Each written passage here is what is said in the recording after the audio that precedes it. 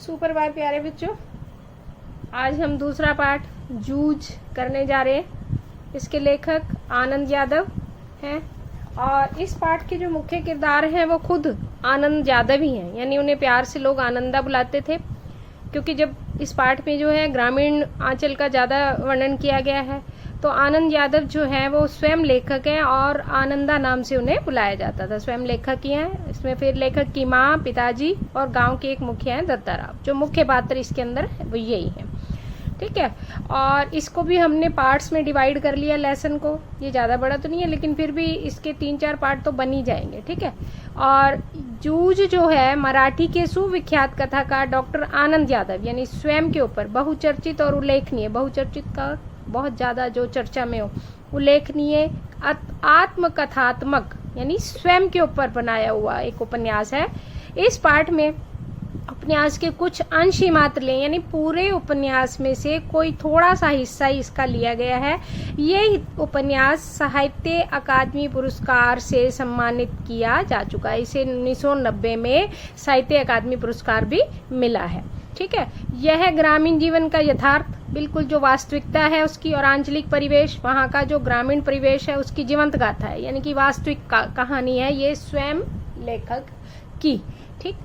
तो आनंद यादव जो है वो बहुत ही सुलझा हुआ व्यक्ति है इसके अंदर वो, और बचपन की बात वो अब बताने जा रहा है अपनी, कि अपने बचपन को याद करते हुए लेखक कहता है कि मेरा मन जो है पाठशाला जाने के लिए बेचैन रहता था, परंतु पिताजी जो है मुझे पाठशाला नहीं भेजना चाहते थे। यानी उसके पिताजी जो हैं, पिताजी वो बोलता नहीं था, वो अपने पिता को जैसे मराठी में दादा बोलते हैं, वो दादा बुलाया करता था।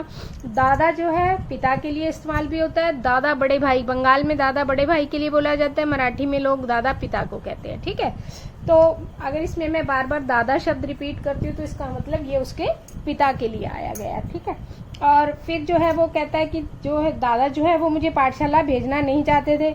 वो खुद तो कोई काम नहीं करते थे, खेत का सारा काम मुझसे करवाते थे, लेखक कहता है, लेकिन मेरा पाठशाला जाना उन्हें पसंद नहीं था, कोई काम करते नहीं थे। एक दिन क्या हुआ कि जैसे खेती के जो दिन होते हैं, यानी सर्दी के काम, जैसे सर्दी के समय में जो खेती की जाती है या गर्मी के समय में जो खेती की जाती है, कुछ समय बीच में किसान के लिए जो खाली समय होता है, ये उस समय की बात बता रहा है लेखक कि एक दिन लेखक जो है अपनी माँ के साथ कंडे थापने में सहायता करता। कंडे समझते हो आप, ग्रामीण इलाके से जुड़े हुए हो। कंडे थापना यानी गोबर जो है उसकी उपले बनाना, ठीक है। और वो उपले बनवा रहा था, अपनी माँ के साथ सहायता कर रहा था, कभी पानी देना और कभी मिट्टी देकर, इस तरीके से वो उसकी सहायता कर रहा था। तो अचानक ही उसको लगा कि आज कोई नहीं है, माँ और बेटा दोनों अकेले थे। तो माँ से अपनी स्कूल जाने की इच्छा जाहिर की उसने, कि वो स्कूल जाना चाहता है, इच्छा व्यक्त की अपनी उसने। लेकिन जो माँ थी वो खुद लेखक के पिता से डरती थी बहुत। आनंदा के जो पिता थे वो बहुत ज़्यादा लड़ाई करते, झगड़ा करते थे, इसलिए वो डरती थी। तो इसलिए वो अपने बेटे का खुला समर्थन भी नहीं कर सकी कि हाँ ठीक है मैं तुझे स्कूल भेज दूंगी। तो वो अपनी माँ से कहता है कि खेती के लगभग सारे काम खत्म हो गए हैं और तू जो है, मैं अब स्कूल जा सकता हूँ, तो तुम जो है गांव का एक मुखिया, जिनके बारे में मैंने आपको बात की थी, गांव के मुखिया हैं दत्ताराव जी, भाई तुम उनसे बात करो, क्योंकि दत्ताराव जी जो है गांव के मुखिया हैं और उनकी बात को कोई भी नहीं टालता है, तो पिताजी भी उनकी बात को नहीं टालेंगे। तो पिताजी उनसे, तो उनको सारे लोग जो है गांव के जो लोग हैं दत्ताजी राव सरकार के नाम से जाना करते थे। तो कहते हैं कि आप जाओ और उनसे बात करो, हो सकता है पिताजी भी उनकी बात मान जाए, क्योंकि पिताजी दत्ताराव के सामने नतमस्तक हो जाते हैं। नतमस्तक मतलब झुक जाते हैं, उनकी बात को मानते हैं, इसलिए उनकी कोई बात, मतलब जो भी बात होगी वो जरूर मानेंगे, इसलिए बाध्य हो जाएंगे मानने के लिए। तो लेखक को लगता है कि दत्ताराव जी ही मेरी पाठशाला जाने का रास्ता खोल सकते हैं, यानी स्कूल जाना है उसको और वो मेरा रास्ता जो है वो ही खोल सकते हैं। दोनों माँ बेटा दोनों जो है यही सलाह करते हैं कि भी चलो ठीक है, कल हम दत्ताराव के पास चलेंगे। तो रात का समय जो है दत्ताराव के पास वो फरियाद लेके जाते हैं। माँ जो है दत्ताराव को सब कुछ बता देती है कि सारा दिन जो है वो पिता जो है खुद तो कोई काम नहीं करता, आनंदा और मेरे को काम करवाता है, और खुद जो है बाजार में घूमता रहता है खुले सांड की तरह। वो ये शब्द इस्तेमाल करती है अपने पति के लिए कि खुले सांड की तरह घूमता रहता है, और गांव की जो एक नाचने गाने वाली है रखमा बाई, उसके पास ज्यादा समय गुजारता है। तो और सारा काम मुझे और आनंदा को करना पड़ता। तो ये बात जब दत्ता राव ने सुनी तो बड़े वो जो है एकदम से दुखी हो गए और उन्हें गुस्सा भी बहुत आया कि एक औरत से और एक उससे तो ये काम करवा रहा है और खुद जो है खुला घूम रहा है। तो उसको जो है वो बड़ा दुख होता है इस बात का, भाई ये कैसा पति है। और वो तो कहता ठीक है, वो उसको कहता है कि ठीक है मैं ना जो है तुम्हारी बात मान लेता हूँ और मैं इसके पढ़ाई के लिए जो भी हो सकेगा मुझसे मैं करूँगा। तो तुम जो है ये करना कि अपने पति को ये कहना कि तुम्हें दत्ता राव ने बुलाया है, और दत्ता राव जब वो बुलाएगा ना तो उसके उन्होंने ये योजना बना ली आपस में कि दोनों जने ने कि भी अब जब मैं बुलाऊंगा तो तुम जो है आ जाना। आज हम इतना ही इसका एक गद्य करेंगे और उसके बाद बाकी का पार्ट हम कल करेंगे, ठीक है।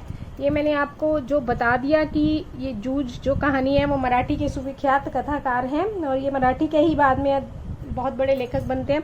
इसके प्रश्न हैं जो गद्य मैंने कराया आपको। लेखक का मन क्यों बेचैन है? लेखक का मन किस लिए बेचैन रहता था? पाठशाला जाने के लिए बेचैन रहता था। लेखक का मन हर समय पाठशाला, क्योंकि वो जब पढ़ रहा था ना थोड़े ही समय में उसके पिता ने उसकी पढ़ाई छुड़वा दी थी, इसलिए वो बेचैन रहता था।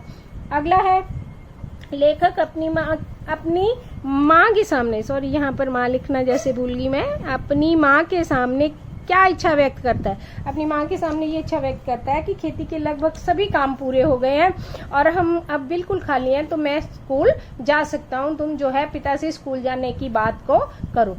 दत्ता राव कौन है? दत्ता राव गांव के मुखिया है। वे किस तरह से आनंदा की सहायता करते हैं? वो आनंदा की सहायता जो है उसके पिता को बुलाकर और उसको समझाकर उसकी स्कूल जाने में सहायता करते हैं। माँ ने दत्ताजी राव से अपने बेटे की पढ़ाई छुड़वाने का क्या कारण बताया था? उन्होंने क्या बताया था कि किस कारण से जो है मेरे बेटे को स्कूल में वो नहीं जाने देते? तो वो ये बताती है दत्ता राव से कि वो दाऊ जो है भाई को कहते हैं कि दाऊ सारा दिन वो अपना समय रखमाबाई के पास गुजार देता है, खेती के किसी काम को हाथ नहीं लगाता है, सारे गांव में आज़ादी से घूमता रहता है क्योंकि उसको खेत का सारा काम किया कराया मिल जाता है और वो जो है उसे कोई काम ही नहीं करना पड़ता। इस कारण आनंदा को खेतों में काम करना पड़ता है और इसी के कारण उसने अपने बेटे की पढ़ाई छुड़वा दी थी। तो इसमें देखो जैसे मैंने आपको एक सार बताया, ये क्वेश्चन आपके इस पार्ट के जो इस गद्दे के जितना मैंने कराया वो इतने ही क्वेश्चन बने हैं।